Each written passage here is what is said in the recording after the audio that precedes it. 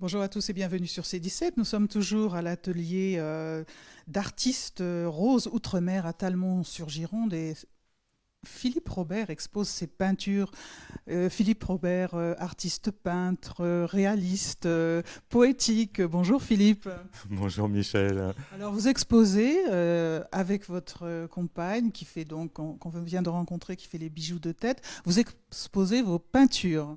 Oui, j'expose mes peintures régulièrement à Talmont-sur-Gironde, dans cet atelier qui est un atelier boutique, autant pour Clairlys que pour moi. C'est plus l'atelier de Clairlys, mais j'ai quelques toiles et j'ai quelques toiles et quelques créations récentes dedans, que ce soit au niveau de la peinture à l'huile, de l'aquarelle ou du dessin.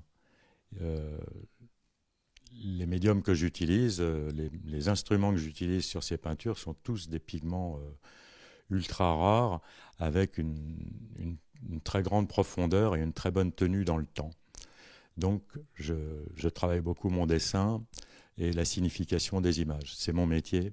Je continue mon métier de designer et je rends hommage aux personnes que j'ai vues dans mon enfance et qui faisaient partie de ma famille et où il y avait des toiles partout et de gens qui dataient de l'époque des impressionnistes et qui ont tenu un rôle. Voilà.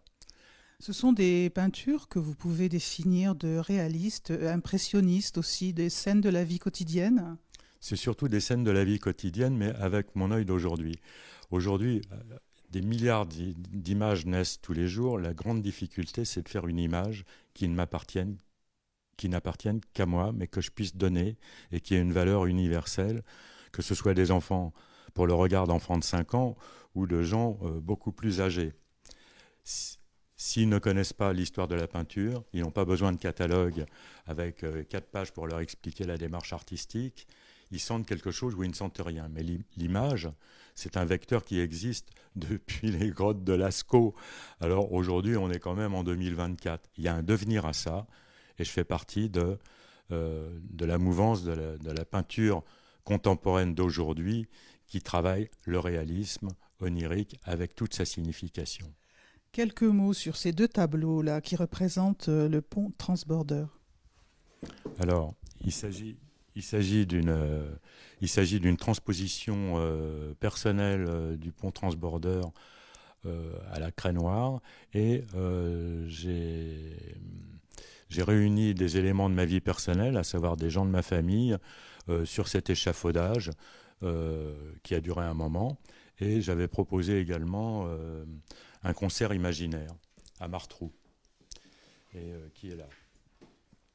Donc, c'est à la fois un travail qui relève de ce que j'ai appris en architecture, mais il y a un fort degré de projection sur le public pour leur dire, voilà, pourvu que ça vous fasse rêver.